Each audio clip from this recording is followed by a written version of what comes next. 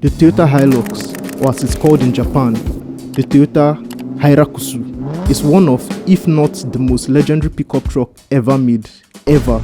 It is globally the default pickup truck for work and truck guy stuff. They can easily go from dune bashing in the Middle East to crushing commutes in West Africa.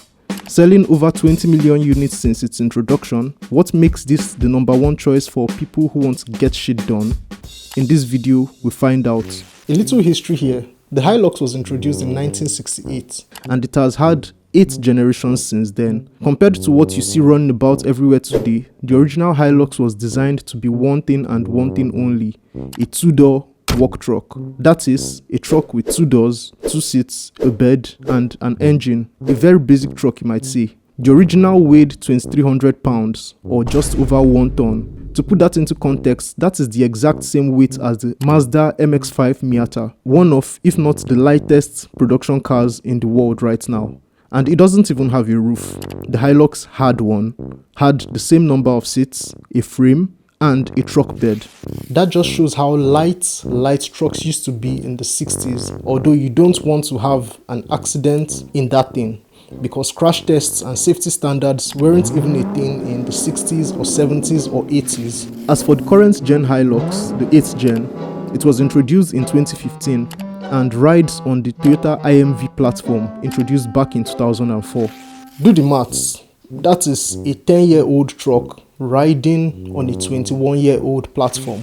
This platform has underpinned 2 full generations of Hilux, and right now there's a possibility Toyota switches the next gen Hilux to its modern TNGAF platform that underpins every other body-on-frame truck and SUV Toyota currently makes. The current gen Hilux has had a lot of engine options, but there are 3 major engines that currently power the Hilux. We will start with the baby engine, the 2.7-litre inline-4. Toyota has printed this engine for decades now. Its official name is the 2TR-FE, making 161 horsepower.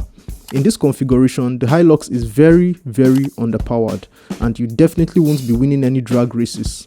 Next is the 2.8-litre turbo diesel. I will say if you want to do real truck things like towing, this is the one to get. Lastly, we have the 4-litre V6, the fancy one. It makes what I will call good enough horsepower, that is 270 horsepower. This engine only comes in the top trims in certain markets, and just like the other engines we talked about, Toyota has used them in a lot of vehicles. Toyota has been making this particular V6 engine since 2002. This engine is 23 years old, the same engine with just a few tweaks here and there. Talking about how the world utilizes the Hilux's capabilities, we will start with the mildest use cases to the extreme, starting with Europe. Here, they use it mainly as farm trucks to carry payload in the bed or simply do light towing. Then we go down under into Australia, where they use the Hilux off-road to reach remote parts of the country or continent. I mean, it's both. In Asia, things start to get really interesting. You start to see them being used as taxis with seats in the bed, and you also see crazy drag builds with modified Hiluxes running 9s in the quarter mile. In Africa, apart from using them to commute and transport goods like the rest of the world, they are used a lot by the military and law enforcement agencies. If these guys tell you to stop, please stop, because they all look like this and are ready to ram your car at a moment's notice. And let's not forget, the bad guys that make things go boom love the Hilux too. Finally, the last one. In the Middle East, the Hilux used to be famous for this. Now they are just famous for this: bashing dunes in the desert. This is how the Hilux is being used around the world. If you live in North America, you don't get the Hilux. You used to, but you don't anymore. You may not know that the Hilux spawned the 4Runner before it became its own thing, and it was originally called the Hilux Surf on introduction.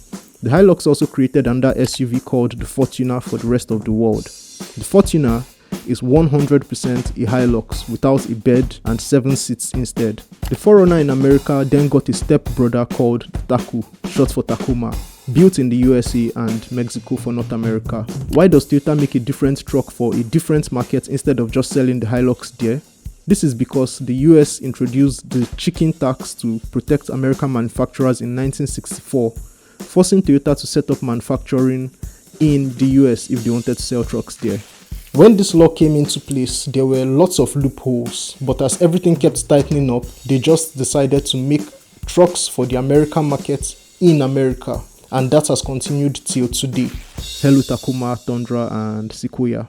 Back to the Hilux. There are so many things it does really well, but what it's bad at, it's really bad at. One major flaw of the Hilux is its poor performance in a test called the moose test. Yeah, just like the animal, the moose, which tests how well the Hilux can dodge a stationary object while at speed. In this test, the Hilux nearly flips over, even at moderate speeds with a pro driver at the wheel. Meaning if you, a regular guy, are driving at highway speeds and all of a sudden you need to swerve or dodge a road hazard or a broken down car, chances are you might end up in the bush, or even worse, rolled over in a bush. Next is speed and braking. There is no fast Hilux, really. The fastest is the 4-liter V6, which isn't all that fast when compared to something like the Ranger Raptor. Also, braking performance. It has all the right hardware, a 4-piston caliper disc brake in front and drums in the back.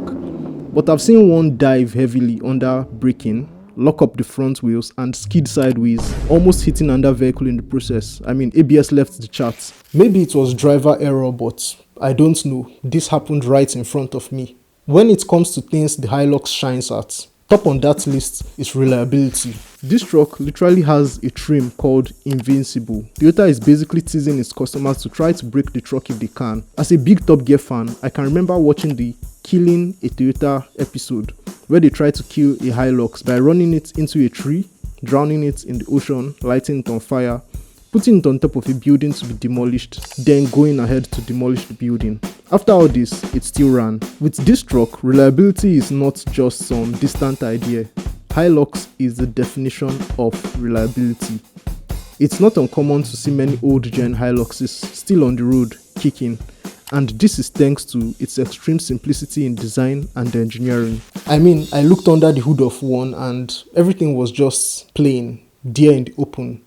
The tiny 2.7 engine was just sitting there, idling like a tractor, because agricultural is just a polite way of describing this engine. An engine that Toyota designed to go for hundreds of thousands of miles with little maintenance, and if anything breaks, a roadside mechanic can easily fix it with the most basic tools, no OBD2 scanner or diagnostic iPad to scan codes, just a bunch of spanners and a strong will to get home in time. With the Hilux, there are a million trims sold around the world, and Toyota shuffles these trim specs like a deck of cards across different markets. So an SR5 in Australia is not an SR5 in the Middle East and Africa. Anyway, we will just look at 4 popular trims: the SR5, the Adventure, the Invisible X, and the GR Sport. The SR5 mainly comes with a 2.7-liter engine. This is your work truck with cloth seats and hard plastic everywhere. The Adventure steps things up a little bit with the 4-liter V6 and an upgraded interior, while the Invisible X swaps the V6 for a 2.8-liter turbo diesel. It makes less power but a lot more torque. Lastly, we have the GR Sport with the same 2.8 turbo diesel, making slightly more power. It comes with stiffer KYB shocks, skid plates, rock rails, tow hooks, and a GR logo to tell everyone what you're driving. Of course, when it comes to the Hilux or the Hilux GR umbrella, Toyota doesn't just stop there. They make a crazy one called the GR DKR Hilux Evo. This is a rally truck built to dominate the World Rally Raid Championship, with Dakar Rally being the most important event on the calendar, which they have won 4 times since 2019, including just winning the 2025 edition. The GR DKR Hilux Evo, I'll just call this the Dakar Hilux. Despite having the name Hilux, shares nothing with the production Hilux. It borrows its twin-turbo V6 engine from the Land Cruiser LC300, detuned from 400 horsepower to 355 to meet the FIA racing regulations. The Dakar Hilux gets rid of the body-on-frame chassis and uses a tubular frame chassis.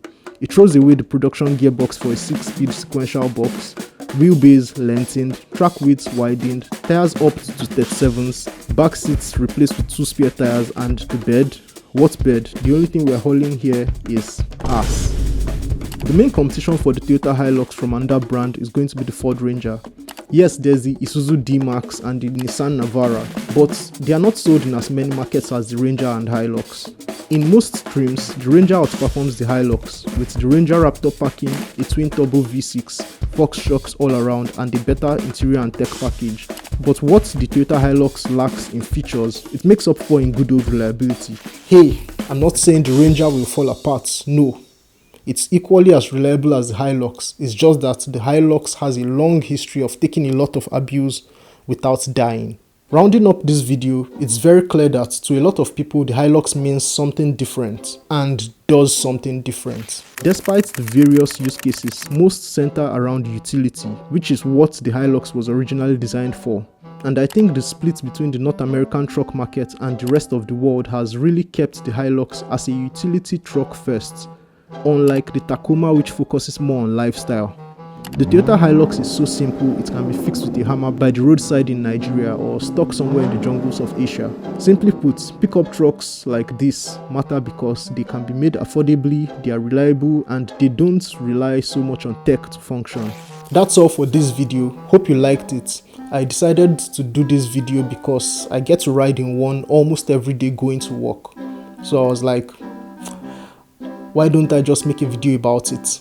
So if you like this video or you learned something, please hit the like button, and if you want to see more videos from me in the future, please subscribe to the channel, hit that subscribe button, and I'll see you in the next video. Bye.